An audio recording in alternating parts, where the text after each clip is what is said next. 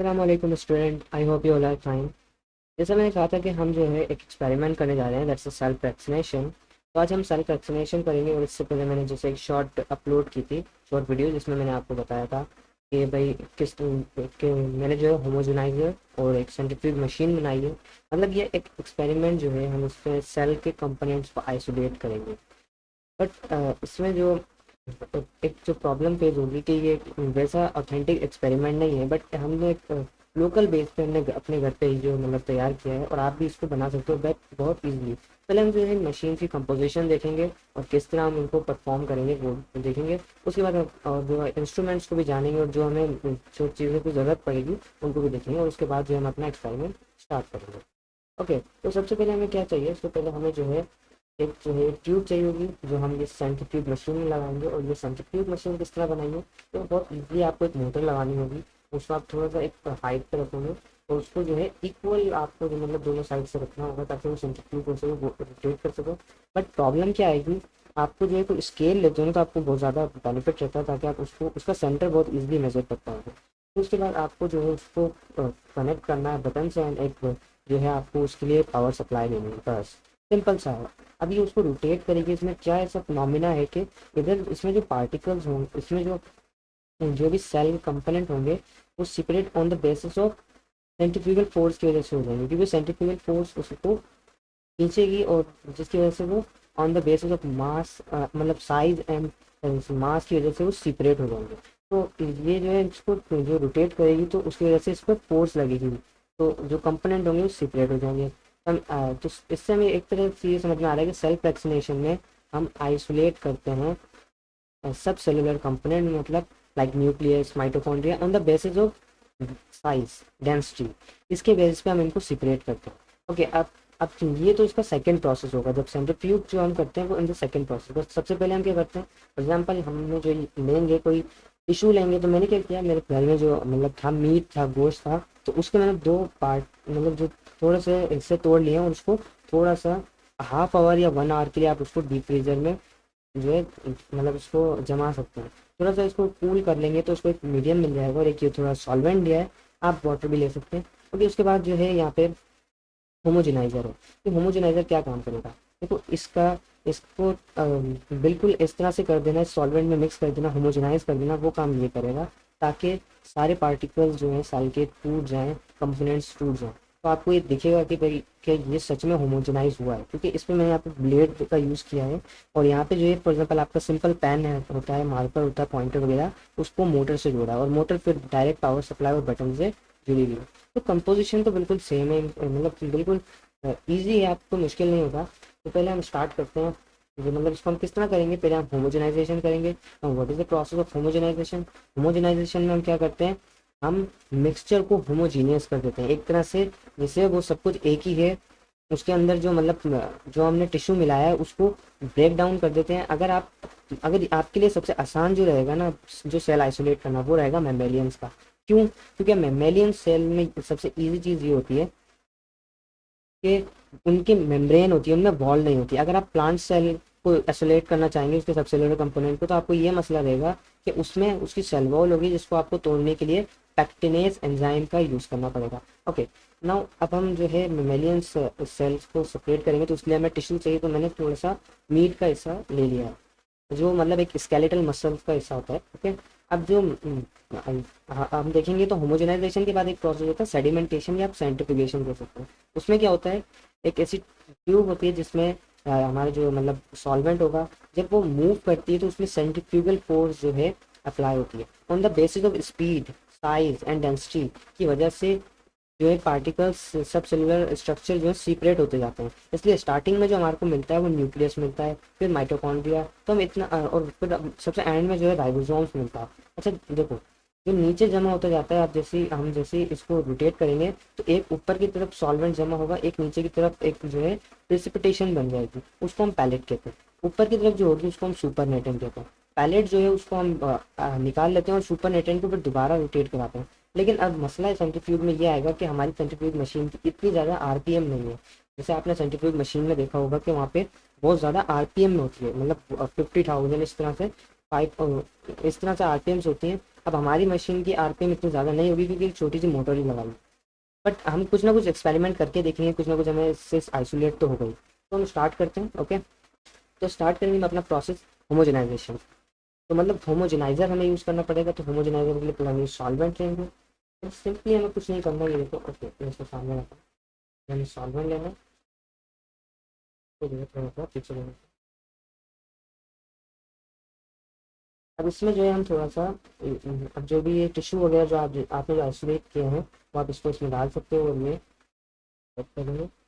Okay ना, अब सबसे बड़ी चीज़ जो आपको देनी है वो है पावर सप्लाई।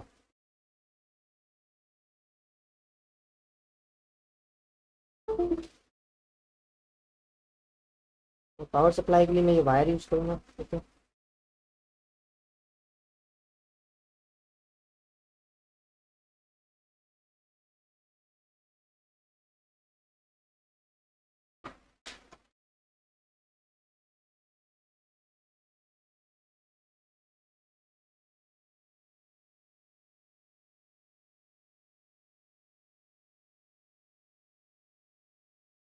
ओके, ना, अब हम इसका बटन ऑन करने जा रहे हैं कुछ देर में। तो अब जो है हमें इसको मिक्स करना, होमोजेनाइज करना। तो आप देखना किस तरह से होमोजेनाइज होता है। थोड़ा सा इसको, ओके। तो मैं इसको आहिस्ता आहिस्ता करके करूँगा, इतना अचानक से नहीं करेंगे क्योंकि ये मशीन भी इतना ज़्यादा स्ट्रांग नहीं है। ठीक है, तो स्टार्ट करते हैं।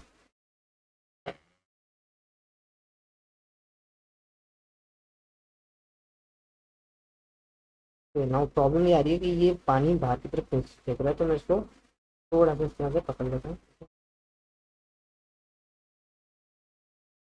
Now,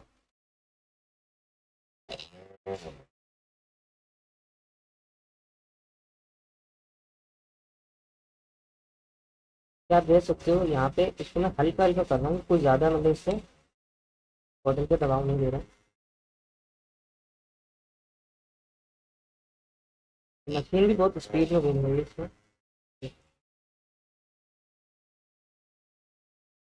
और यहाँ से मैं जो देख रहा हूँ बहुत सारे मतलब ये एक तरह से मिक्स हो रहा है इसमें, और जो मीट जो है वो टूट रहा है इन पार्ट्स।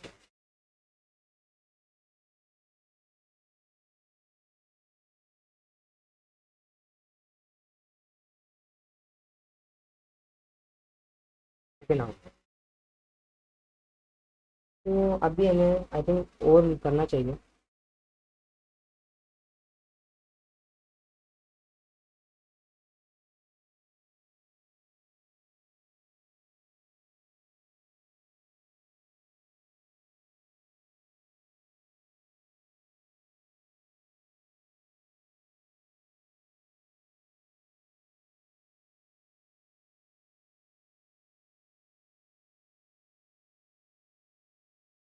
अब हमें अब लगता है कि हमारा थोड़ा सा मिक्सचर होमोजीनियस हो गया है, लेकिन मीट के पार्टिकल अभी भी हैं। बट अब ओके, बेटर है, ये देख सकते हो आप, ये तकरीबन मिक्स हो गया है। अब हमें इसे क्या करना है, अब हमें इसमें इसको इसमें डालना है। तो उसको डालने के लिए जो थोड़ा सा हमने एक बॉटल कट की है ताकि नीचे ना गिरे। इसको हम जो है प्याज से इसे करके डालते हैं। ठीक,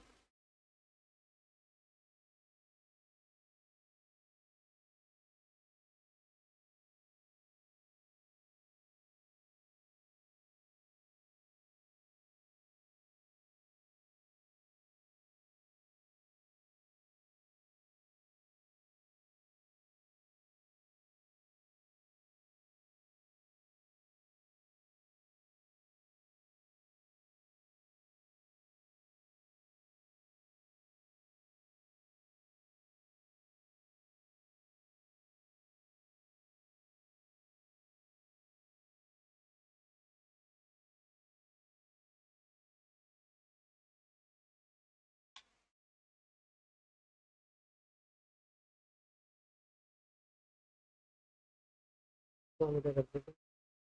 देख सकते हो कि अभी जो है पेशेंट को देखना। अब हम जो है इसको सेंसिटिव करेंगे। ये वो जो पार्टिकल जो सेडिमेंट है, ये तो ये सेडिमेंट तो अब हम देखेंगे कि वे उनके पार्टिकल्स को हम अब जो हमने सेपरेट किया है अब उनको देखेंगे on the basis of sedimentation coefficient के मतलब जो मुताबिक वो सेडिमेंट होंगे इन द सेंट्रीफ्यूग मशीन में। तो तब हम क्या करते हैं, अब हम होमोजेनाइजर को हटा लेते हैं, होमोजेनाइजर को थोड़ा साइड में रख देते हैं। ओके, अब हम सेंट्रीफ्यूज मशीन पर जाते हैं। इसमें थोड़ा प्रॉब्लम ये है कि इसको मैंने यहाँ पे ग्लू नहीं किया है, उसकी वजह से उसको पकड़ना पड़ता है यहाँ से। एंड अनदर थिंग इज, मैंने इसकी जो बेस बनाई है ना बिल्कुल वीक है, जिसकी वजह से ये पूरा हिलता है, उसको भी पकड़ना पड़ता है। वरना क्या होगा, वरना आपको जो है ना कोई मेटेलिक बेस लेना चाहिए ताकि ये जो रोटेट करे तो नीचे बेस पे कोई असर ना आए। तो मैं आपको थोड़ा सा फीडबैक दे रहा हूँ जो मेरे साथ मेरे से जो डिफेक्ट हुआ है। ओके ना, अब हम इसको क्या करेंगे, इसको इसमें फिट करेंगे। ये जो है इसको हम फिट कर देंगे और हमारे को एक सेडिमेंट मिल जाएगा। तो आप देख सकते हो अभी कितना होमोजीनियस है। इसको यहाँ से पकड़ लेता हूँ बिल्कुल। थोड़ा सा हम इसको आहिस्ता आहिस्ता स्टार्ट करेंगे। मान लीजिए तो थोड़ा सा ऊपर है, इसको हम थोड़ा नीचे कर लेते हैं।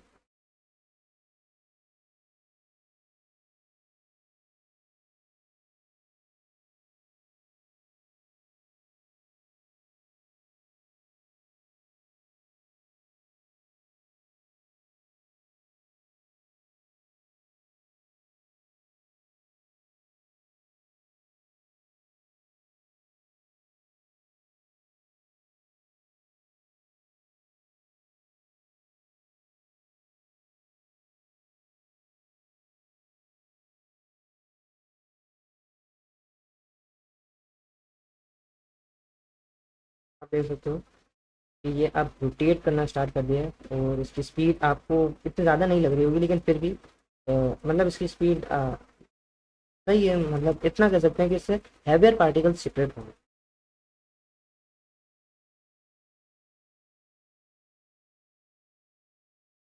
एंड अब जो थोड़ा सा इसको रोकना भी चाहिए और फिर दोबारा स्टार्ट करेंगे, क्योंकि ये ना हो कि जो इसमें ट्यूब है वो निकल के बाहर आ जाए।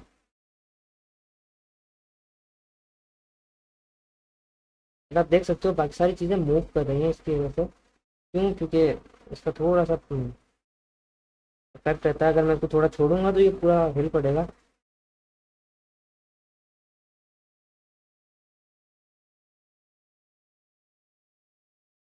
अब ये हो किस वजह से रहा है, जब ये जैसे घूम रहा है मतलब इन सर्कल, इसमें इसके जो आउटवर्ड लगे टूवर्ड द सेंटर तो सेंट्रीपिटल फोर्स लग रही है, बट आउटवर्ड जो लग रही है वो है सेंट्रीफ्यूगल फोर्स, जैसे हमने फिजिक्स में भी पढ़ा है। ओके, तो सेंट्रीफ्यूगल फोर्स से क्या हो रहा है, सेंट्रीफ्यूगल फोर्स इसकी ट्यूब पे नहीं लग रही, इसके अंदर जो लिक्विड है उसके पार्टिकल्स हैं उन पे लग रही है। इसकी वजह से वो on the basis of mass वो सीपरेट होते जाते हैं। ओके, क्योंकि वैसे भी वो होमोजेनाइज तो हो चुके हैं, अब वो सेपरेट हो रहे हैं, ब्रेक डाउन तो उनका हो चुका है, अब वो सेपरेट हो रहे हैं on the basis of size, उनके मैसेज के मुताबिक। नाउ अगर हम इसको रोक के देखते हैं कि आई होप कुछ ना कुछ तो रिजल्ट इसका आएगा। वायर को भी नीचे करके रखना पड़ा। एंड यस, रिजल्ट यहाँ पे हमारे पास हमारे सामने है। आप देख सकते हो लिक्विड थोड़ा क्लियर हो गया है। अगर मैं करीब से ला के दिखाऊँ, लिक्विड थोड़ा क्लियर हो गया है। एंड ये जो ऊपर की साइड है इसको सुपर नेटेड कहते हैं, इसमें अभी भी पार्टिकल के सबसे बड़े स्ट्रक्चर होंगे, बट नीचे हमारे को सुपर नेटेड सॉरी पैलेट देखने को मिलता है। अब थोड़ा बोल के देखो, पहले पैलेट नहीं था। आप दूर से भी देखोगे तो अब आपको पैलेट दिख रहा होगा, पहले पैलेट नहीं था।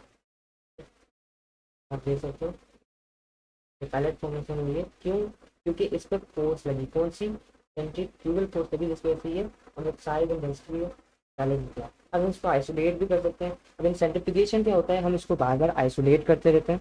मतलब ये पैलेट मिला, इस पैलेट को आइसोलेट कर लिया, ऊपर जो हमारे पास सुपर नेटेंट है उसको दोबारा से लगाया, उसको और हायर स्पीड पे मूव किया।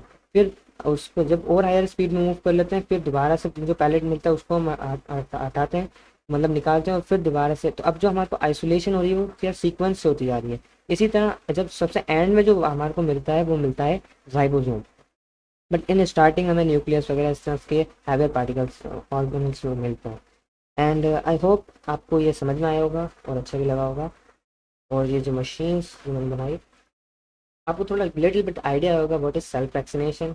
कंप्लीट तो नहीं, लेकिन अब मैंने कुछ आइडिया देने की कोशिश की है। आई होप आपको वीडियो समझ में आई होगी और आप इसको अपने घर पे भी जो है मतलब बना सकते हैं बहुत इजीली, कोई इतना मुश्किल नहीं है। मैंने उनको बिल्कुल आपके सब तो फ्री ऑफ कॉस्ट बनाया, मैंने एक रुपये भी इस पर खर्च नहीं किया। सारी घर की बड़े हुए मतलब जो है कचरा कबाड़ा कहते हैं ना वो है। क्योंकि आपको ये पता होना चाहिए कोई भी चीज़ कबाड़ा नहीं होती। जिस चीज़ को आप यूटिलाइज करना जानते हो ना, तो वो आपके लिए सबसे इंपॉर्टेंट प्रेशियस बन जाती है। तो आई होप आपको वीडियो समझ में आई होगी और आपको सेल्फ वैक्सीनेशन का टॉपिक समझ में आया होगा। उसका एक्सपेरिमेंटल प्रैक्टिकल जो हमारी बायोलॉजी के बोर्ड में चैप्टर नंबर 3 में दिया गया है। आई होप आपको समझ में आया होगा। अल्लाह हाफ़िज़।